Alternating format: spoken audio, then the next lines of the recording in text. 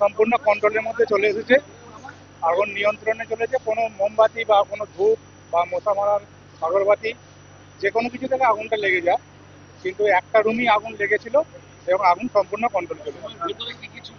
রুমের ভিতরে বিছানাপত্র, খাতা, পেন্সিল যেগুলো থাকে, নার্স দমকলের দুটো ইঞ্জিন কাজ করেছে।